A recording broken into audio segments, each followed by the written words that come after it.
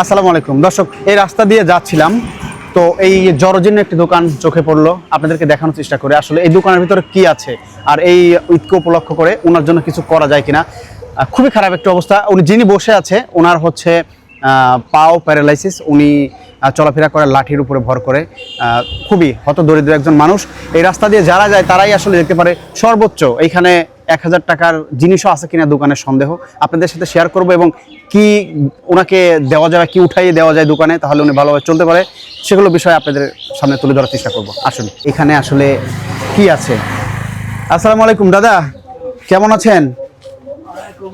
দর্শক দেখেন, এই হচ্ছে দোকানের অবস্থা। ওনার দোকানে কি মালামাল আছে আমি যদি একটু দেখাই আপনাদেরকে। দেখেন কি মালামাল এখানে রয়েছে।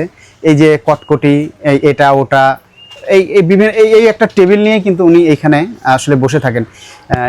এই সামান্য কিছু মালামাল দিয়েই ওনার যেন আসলে দিন চলা, অর্থাৎ খুবই একটা জরজীর্ণ একটি অবস্থা। এখানে দোকানে কত টাকার মাল আছে? অনুমান 2000 টাকা। 2000 টাকার মাল। দিন কত টাকা বেচা কিনা হয়? দিন 500। এতে লাভ থাকে কত? 500 বেশি ফেলে হচ্ছে 5 কিলো 100। 100 টাকা দিয়ে সংসার চলে? চলে না তো। তাহলে কিভাবে চলছেন? এই এখন ওইটি এখন খাওয়া না খাওয়া চলি আর কি, এইভাবেই চলি। 100 টাকা দিয়ে জীবনযাপন হয়? হয় না তো, কিন্তু চলান লাগে আর কি করা যাবে। দর্শক, 100 টাকা দিয়ে আসলে জীবনযাপন এভাবে চলে। এই জরজীর্ণ একটি দোকান। ওনার ওয়াইফ আছে, একটু কথা বলি।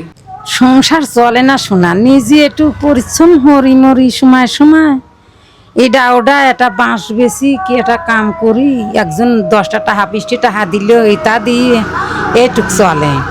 কিংবা একজন একটু আবদার হইলিম 500 টাকা দিলে এইভাবে চলে সময় সময়। এই দোকানটা যদি একটু ভালো করে দেওয়া যায় তাহলে কি মোটামুটি আপনার সংসারটা ভালোভাবে চলবে? চলবি তো, আল্লাহ যদি চলাবির দেয়, আপনি কয়ে তো দয়া মায়া হয়, তাহলে তো বেশির পারলি তো দয়া মায়া হলি ফিরে হবি। এটা আমার কপালের দোষ না, এটা কপালের দোষ। এমনি টানতেছি আজ 17টা বছর নিজে কাম করে খাইছি শোনা, আজ 1 বছর আমার অসুখ হয়েছে। আমরা জানতে পেরেছি আপনার একটা ছেলে নাকি প্রতিবন্ধী।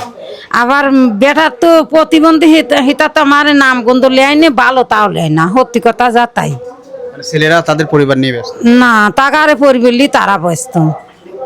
তো যাই হোক, আমরা চাচ্ছি যে আপনার এই জরজীর্ণ অবস্থা একটু হয়তো কাটুক, দেখা যাক কি করা যায়, কতটুকু। হ্যাঁ, আল্লাহ দয়া হরে তোমার, তাহলে আল্লাহ দিলি ফেরে হবি কিছু। রাজু, এই যে দোকানটা আমরা দেখলাম, আসলে এইখানে ওনার যে পরিস্থিতি এই মুহূর্তে, ওনার জন্য আসলে কি করা যায়, তুমি কি মনে করো? আসলে খুবই জীর্ণশীর্ণ একটা দোকান। এই দোকানে কোনো কিছু নাই বললেই চলে। তো আমরা চিন্তা করছি যে এখানে আসলে সবচেয়ে বেশি বেচা কেনা হয় যেই পণ্যটা, সেটাই আমরা এখানে লিখে তারপরে ওনাকে নিয়ে এসে দেবো। তো আমরা এই জন্য ওনাকে জিজ্ঞাসা করবো, হ্যাঁ, যে আচ্ছা আপনার এখানে সবচেয়ে বেশি চলে কোনটা? কোনটা একটু বেশি চলে দাদা? ওই 5-এর 10-এর বিস্কুটই বেশি চলে। বিস্কুট 5 টাকা 10 টাকা দামের বিস্কুট। বাচ্চাদের পটেটো। পানও কি বিক্রি করেন? হ্যাঁ, পানও বিক্রি করেন? পানও বিক্রি করি। আচ্ছা, তাহলে কি কি হইলে ভালো হয়? এই কয়েকটা অলিভেরই যথেষ্ট, তাই। আচ্ছা, ঠিক আছে, তাহলে আমরা একটু লিখে ফেলি। আমরা একটু লিখে ফেলি যে এখানে আসলে সচরাচর কিনতে গেলে তো অনেক কিছুই কেনা যায়, কিন্তু সচরাচর যেগুলো এখানে বেশি ক্রয় বিক্রয় হয় সেগুলো আমরা দেই। এবং এখানে যেহেতু মানুষের নিত্য প্রয়োজনীয় যেই জিনিসগুলো দরকার, সেগুলো একটু এখানে হলে ভালো হয়।